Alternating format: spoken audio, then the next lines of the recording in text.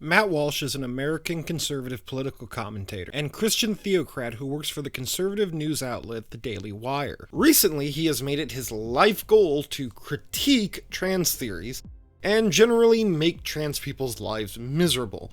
He believes that any trans therapy is immoral. To begin with, the morality of it, I think it's immoral for them to do it. I'm Zach, and you must have made a wrong turn a while back, because you ended up in one of my strange corners. Let's do this. If you're being nice, you could describe Walsh as someone who is gender critical. He doesn't believe gender exists, or is distinct from biological sex. To Walsh, being trans, i.e. having the desire to transition to another sex than what you were born as, is essentially a mental disorder. To be clear, the contemporary medical view, if that's the appeal to authority that you want to make, is that being trans is not a mental disorder, but having gender dysphoria is. Gender dysphoria is basically an extreme form of distress, discomfort, or pain related to one's biological sex and or their gender assigned at birth. There's an incongruence related to their bodies. Now, Walsh has compared being trans to having other types of mental disorders,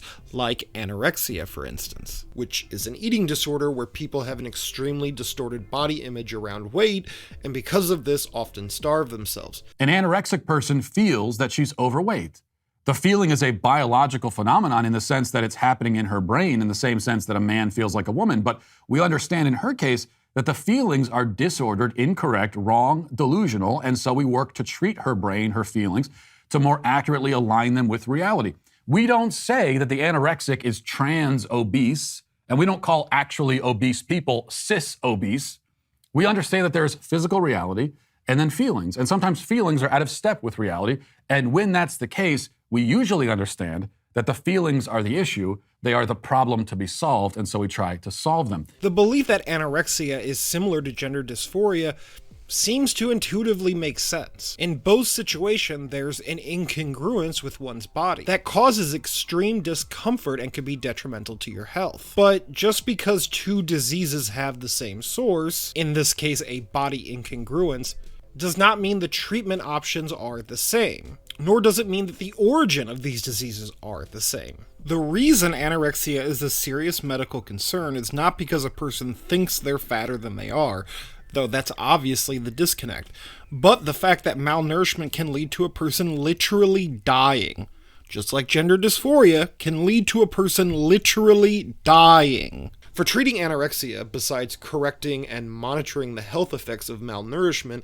it typically comes down to cognitive behavioral therapy until you have a better body image, a more realistic body image. Walsh basically thinks that intense conversion therapy is the only correct way to treat being trans, because again, merely being trans is a mental disorder for him. Specifically, the belief that you can transition from one sex to another and that you would have a desire to do such a thing. This is Walsh telling a trans woman why he thinks trans therapy is immoral. And my question to you is, what specifically about medically transitioning do you think is so immoral that we should ignore the potential benefits? And why should I listen to you as somebody who's not a medical professional and has not experienced gender dysphoria? To begin with, the morality of it, that is something I'm applying to the medical professionals, the people that are doing this. I think it's immoral for them to do it for a number of reasons. And my issue is with doctors who claim that this is about medical treatment and claim that they have the studies behind it. And yet, in reality, one of the primary reasons that they're doing it is because there's a lot of money to be made in it. First off, if you have a problem with the healthcare system making money off of people, that's literally the entire healthcare system. What's your solution? Abolish money? Is that really the train you want to get on, Walsh?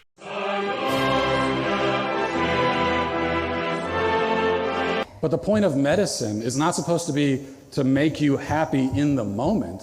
That's not the objective of medicine.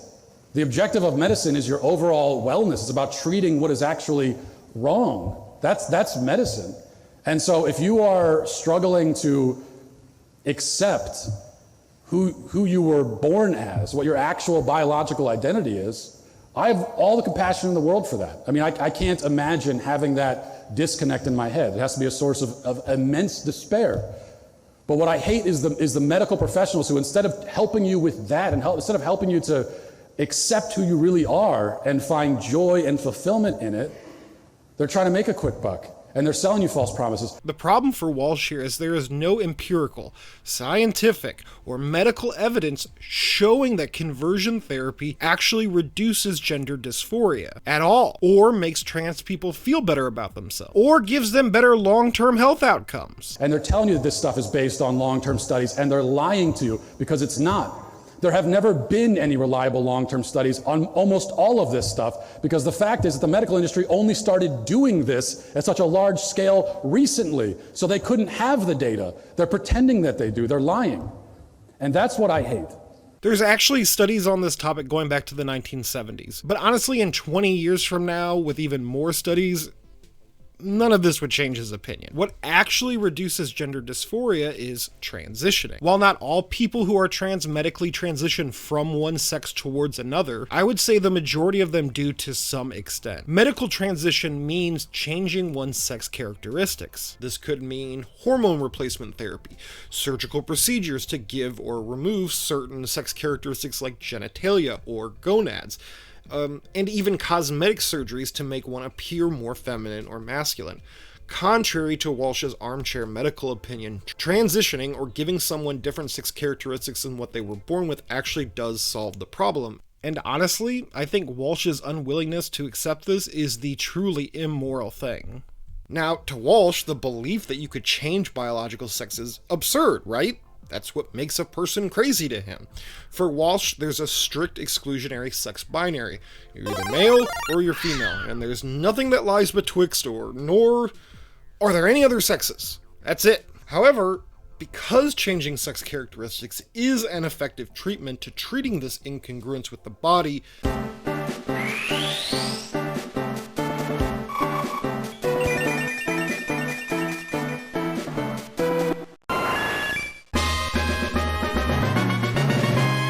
this gives us reason to infer you actually can change your biological sex.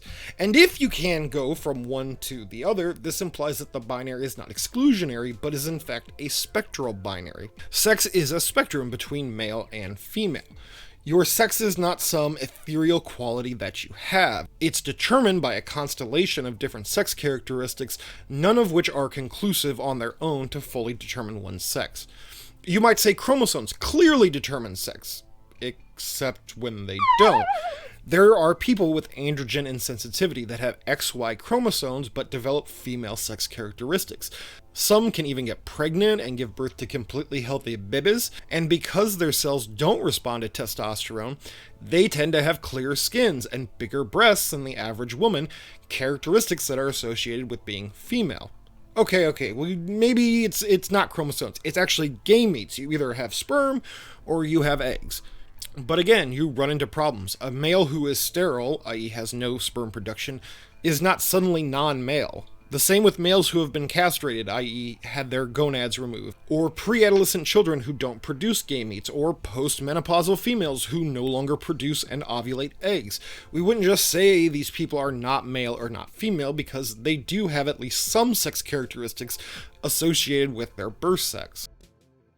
Finally, people tend to agree with Walsh because it's believed that you can't change your biology, which is kind of bonkers if you actually take the time to think about what a biological entity is. A living thing is living by the fact that it can adapt. Change is literally the defining feature of biology. Because the body is so incredibly adaptable, trans people can, in fact, medically transition, change their sex characteristics, and cure or at least alleviate a very serious and real problem. Now, do I, as a cis male, and cis just means that I was born male and I don't want to get rid of any of my sex characteristics, and a trans male have the same biology? Well, no. We don't. There are significant differences. A trans man is biologically not the same as a cis man. And they're also not the same as a cis female, which is the sex that they were born with. Their biology has changed, and it's irrelevant whether it was done through artificial means or not. The body still adapts as it needs to. Cis, trans, we're both male because we have more male sex characteristics than female sex characteristics. And those are the facts. And the facts don't care about your feelings. So I actually did watch the documentary What is a Woman by Walsh. I am currently working on a reaction video. I'm just trying to get some more research done and figure out some filming things, but it will be coming out soon. I promise. If you want to help move that along, become a patron on Patreon or donate directly at my blog, strangecornersofthought.com. Obviously, if you don't have the money, like, subscribe, hit bells, leave comments, and or stalk me on Instagram. All of those are acceptable ways of supporting the channel. I'll see you the next time you make a wrong turn for another Strange Philosophy of Science video. Bye! Special thanks to you, Srepit, for supporting the channel on Patreon.